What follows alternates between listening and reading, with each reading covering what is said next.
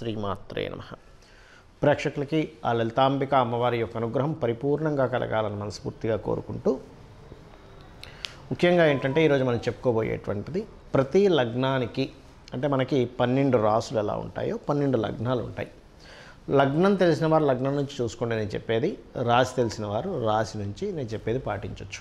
అయితే ఈ వీడియోలో మనీ, ఫైనాన్షియల్గా అంటే ధనపరంగా మీరు అభివృద్ధి కావాలి అంటే మీ లగ్నరీత్యా లేదా మీ రాశిరీత్యా ఎటువంటి విధి విధానాలు పాటించాలి, ఏ దేవత ఆరాధన చేసుకోవాలి, గోవుకి ఏం తినిపించాలి, ఎటువంటి నియమాలు పాటించాలి అనేటువంటిది స్పెసిఫిక్గా ఒక్కొక్క లగ్నం నుంచి వస్తుంది. ఆ రకంగా మనం దీంట్లో కొంతమందికి మరి అందరికీ డేట్ ఆఫ్ బర్త్ ఉండాలని లేదు, టైం ఉండాలని లేదు, నక్షత్రం తెలియాలని లేదు. వాళ్ళు కూడా ఏం చేసుకోవాలో వీడియో ఆఖరిలో చెప్తాను. అదేవిధంగా కొన్ని కండిషన్స్ కూడా ఉంటాయి, అవన్నీ కూడా నేను మీకు చెప్తాను. సో 1 by 1గా మనం తెలుసుకుందాం. కన్యా లగ్నము, కన్యా రాశి. కన్యావారి కనుక చూసుకున్నట్లయితే ఇక్కడ కన్యావారి స్ట్రెంగ్త్ ఏమిటి అంటే మేనేజింగ్ క్వాలిటీస్, మేనేజింగ్ ఇది చాలా బలంగా ఉంటుంది. 99% ఆఫ్ పీపుల్కి ఉంటుంది. అట్లాగే ఏదైనా బిజినెస్ని కూడా బాగా ఇచ్చేయగలుగుతారు వాళ్ళు. అయితే మీకు ధనాన్ని ఇచ్చే కారకుడు ఎవరు? శుక్రగ్రహం ఈజ్ మెయిన్ ధనకారకుడు, సెకండ్ లార్డ్. ఇంకా చాలామందికి చాలా ఉంటాయి, అంటే 5th lord, 6th lord, 9th, 10th, 11th కూడా తీసుకుంటాం. వాళ్ళు చేసే వ్యాపారాన్ని బట్టి వాళ్ళకుండే పర్సనల్ చార్ట్లో ఉండేటువంటి గ్రహాలు కలయికని బట్టి మారిపోతూ కూడా ఉంటుంది. ఇట్స్ డిఫరెంట్ కేస్, అది పర్సనల్ చార్ట్ విషయంలో చెప్పుకోవాలి మనం. అయితే బేస్గా తీసుకుంటే శుక్రుడు మీకు ధనాన్ని ఇచ్చే కారకుడు. మీరు ఏం చేయాలంటే శుక్రుడు సంబంధించినటువంటి స్ట్రెంగ్త్ అవ్వాలంటే ఉలవలు, ముఖ్యంగా ఉలవలు గుర్తుపెట్టుకోండి, దానంగా ఇస్తూ ఉండండి.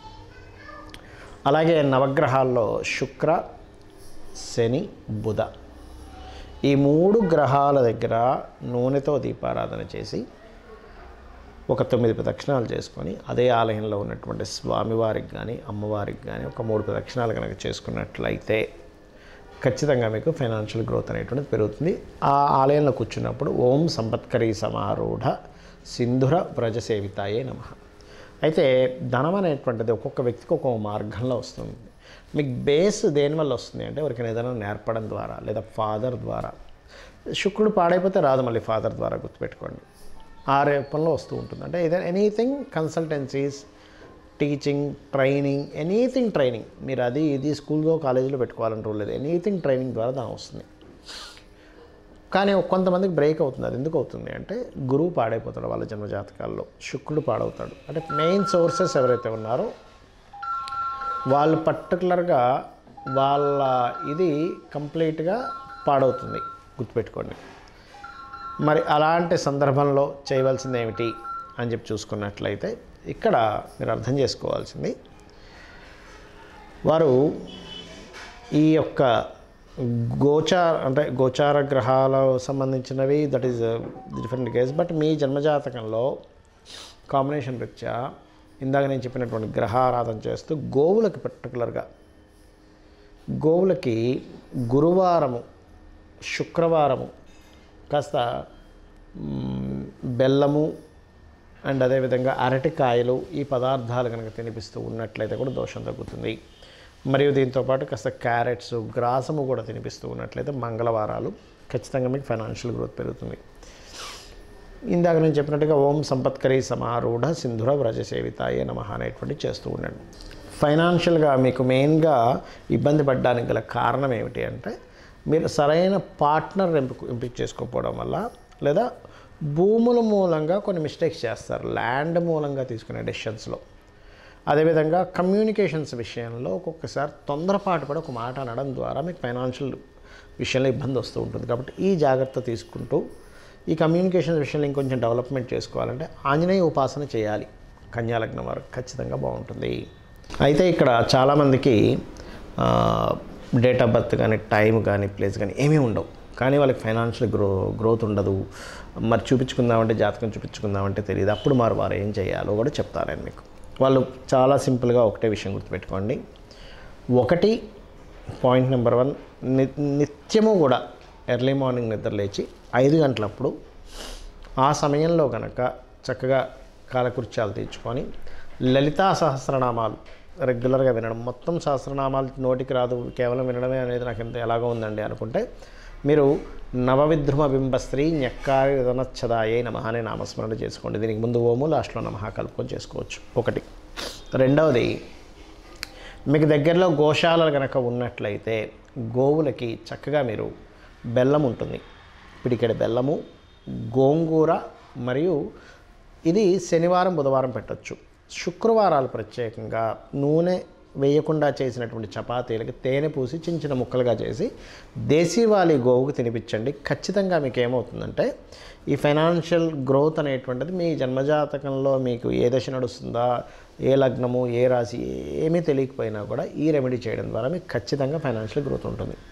ఇక వాస్తుపరంగా కూడా మనం ఫైనాన్షియల్ గ్రోత్ ఆగిపోతూ ఉంటుంది ఒక్కోసారి మనకి. ఎందుకు అంటే ఒకటి, వాస్తులో విశ్వకర్మ ప్రకాశిక చెప్పినటువంటి గ్రంథాల్లో ఉత్తరే నిధి సంస్థితం అని చెప్పడం జరిగింది. అంటే ఉత్తరం వైపు నిధులు పెట్టుకోవాలి.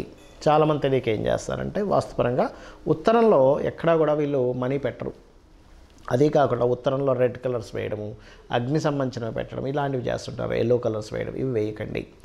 ప్యూర్ వైట్ కలర్ ఉండేలా చూసుకోండి. లోపల వైపు అంటే ఇంటి లోపల వైపు ఉత్తరం గోడకి, అలాగే ఉత్తరం మధ్యలో చిన్న లాకర్ లాంటిది పెట్టుకుని అందులో కొన్ని డబ్బులు పెడుతుండండి, లేదా చిన్న డబ్బీ పెడితే పెడుతూ ఉండండి. అలాగే నైరుతి బెడ్రూమ్లో నైరుతి మూలలో బీరువా పెట్టకుండా వాయువ్యం అంటే నైరుతి బెడ్రూమ్లో వాయువ్యంలో పెట్టండి, మొత్తం ఇంటికి కాదు. నైరుతి బెడ్రూమ్లో వాయువ్యంలో అక్కడ మీకు గెయిన్స్ అండ్ ప్రాఫిట్ జోన్ అంటారు కాబట్టి అక్కడ మీరు ధనం పెట్టడం ద్వారా మీకు గ్రోత్ ఉంటుంది. నైరుతిలో కొంతమంది పెడుతుంటారు, కానీ ఏమవుతుంది, ఎందుకు వద్దంటున్నారు అంటే ఒక్కొక్కసారి మనకు కనుక టిల్ట్ 345, 350 డిగ్రీస్ ఇటు టిల్ట్ అయిందనుకోండి ఎప్పుడైనా, అప్పుడు ఏమవుద్ది, అది దక్షిణ నైరుతి అయిపోయే ఛాన్స్ ఉండి మీకు వేస్టేజ్ అవుతూ ఉంటాయి డబ్బులు. కాబట్టి వాస్తుపరంగా ఈ జాగ్రత్తలు తీసుకోండి.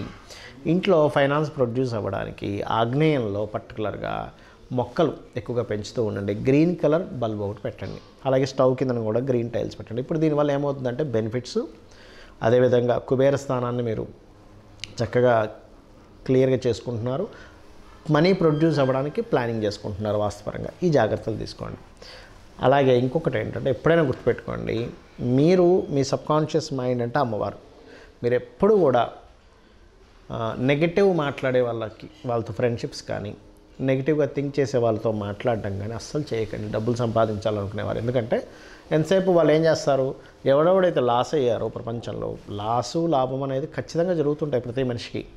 కొంతమంది బిజినెస్లు బాగా రాణిస్తారు, కొంతమంది అద్భుతంగా చేస్తూ మరి సడన్ డౌన్ అవుతారు, రకరకాలు జరుగుతూ ఉంటాయి.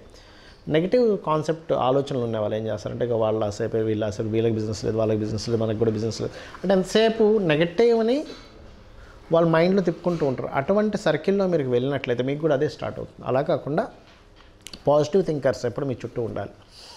మీరు ఎప్పుడు కూడా ఒక పుస్తకం పెట్టుకొని చక్కగా దాంట్లో ఇవాళ నేను నా టాలెంట్, నా స్కిల్స్ ఎంత పెంచుకుంటున్నాను. ఎప్పుడైనా గుర్తుపెట్టుకోండి, ఫైనాన్స్ అనేది దేంతో లింకప్ అయి ఉంటుందంటే మీ స్కిల్స్తో లింకప్ అయి ఉంటుంది. సో స్కిల్స్ పెంచుకునే పని చేయండి. నేను ఇంకా ఏ స్కిల్స్ పెంచుకోవాలి, బికాజ్ ఆఫ్ ప్రతి సొసైటీకి కావాల్సింది ఏంటంటే నాకు పలానా స్కిల్స్ ఉన్న వ్యక్తిని నేను పెట్టుకుంటాను, నేను ఉద్యోగంలో తీసుకుంటాను అని అనుకుంటూ ఉంటాడు, వాళ్ళని కన్సల్ట్ అవుతాను అనుకుంటూ ఉంటాడు. స్కిల్సే ధనము అనే విషయాన్ని మీరు అర్థం చేసుకోవాలి. స్కిల్స్ లేకపోతే నిర్ధనము. అది ఎటువంటి స్కిల్స్ అయినా, ప్రపంచానికి ఎటువంటి స్కిల్స్ అవసరం, ఇప్పుడు ఏ నీడ్లో ఉంది దాంట్లో ఆలోచించండి. ఇంకొకటి ఏంటంటే మీరు ఏదైనా ఒక బిజినెస్ చేయాలనుకుంటే పర్టికులర్గా మీ పర్సనల్ చార్ట్లో మీకు ఏ గ్రహం ధనం ఇస్తుంది ఈజ్ మోస్ట్ ఇంపార్టెంట్. ధనాన్ని ఇచ్చే గ్రహం ఎవరు, మీకు యాక్టింగ్ మూలంగా ఉందా, ఫైనాన్స్ మూలంగా ఉందా, ఫుడ్ మూలంగా ఉందా, కమ్యూనికేషన్స్ మూలంగా ఉందా, రియల్ ఎస్టేట్ మూలంగా ఉందా, క్రియేటివ్ మూలంగా ఉందా, లేకపోతే కొంతమంది చూడండి మ్యారేజ్ బ్యూరోస్ పెడుతూ ఉంటారు, లేదా రీసెర్చెస్ చేస్తుంటారు, డయాగ్నోటిక్ సెంటర్స్ ఉంటాయి, schools, colleges, consultancy centres, job consultancy centres, అబ్రాడ్కి పంపించేవి, ఇలాగా 12 భావాలకు సంబంధించి ఉంటుంది. ఆ 12 భావములలో మీకు ధనాన్ని ఇచ్చే గ్రహం ఎవరయ్యారు, ఎవరికి పోర్ట్ఫోలియో వచ్చింది, ఎవరి ద్వారా మీకు డబ్బులు వస్తాయి ఈజ్ మోస్ట్ ఇంపార్టెంట్. ఇది తెలుసుకోండి ముందుగా. చాలామంది మిస్టేక్ ఎక్కడ అవుతారంటే ఎప్పుడు డబ్బులు వస్తాయి, వేటి ద్వారా డబ్బులు వస్తాయి, ఎప్పుడు డబ్బులు పోయే యోగం ఉందని చాట్లో తెలుసుకొని చేసేవాళ్ళు ప్లానెడ్గా వాళ్ళు సక్సెస్ అవుతారు. ఆ తెలియని వాళ్ళు ఇబ్బంది పడతారు. సింపుల్. ఎలా అంటే మనం రోడ్డు మీద నడుస్తున్నాము, అక్కడ ఏదో ముళ్ళు ఉంది, అలాగే నడుచుకుంటూ వెళ్ళాము, ముళ్ళు కాలు గుచ్చుకుంటుంది. చూసి పక్క నుంచి వెళ్ళాము, మనకు ముళ్ళు గుచ్చుకోదు, ఇబ్బంది పడం. సేమ్ యాజ్ ఇట్ ఈజ్ కాలం అనే ప్రయాణంలో ఎప్పుడు ఎక్కడ మనకి ధన సంబంధించిన ఇబ్బంది వస్తుంది, ఎక్కడ మనకి గ్రోత్ ఉంటుంది. ఈ పాయింట్ యాస్ట్రాలజికల్గా చాలా స్పష్టంగా ఉంటుంది. ఇది కనుక తెలుసుకోగలిగితే అద్భుతాలు సాధించగలుగుతారు. అలాగే వీలున్నప్పుడల్లా కూడా మీరు గుర్తుపెట్టుకోండి, ఇంట్లో ప్రత్యేకంగా కనీసం 6 నెలలకు ఒకసారైనా, సంవత్సరానికి ఒకసారైనా చిన్న హోమం ఏదైనా చేయించుకుంటూ ఉండండి. ఎందుకంటే ఇంట్లో ఉన్న నెగటివ్ ఎనర్జీ ఫామ్ అయ్యేటువంటిది పోతుంది.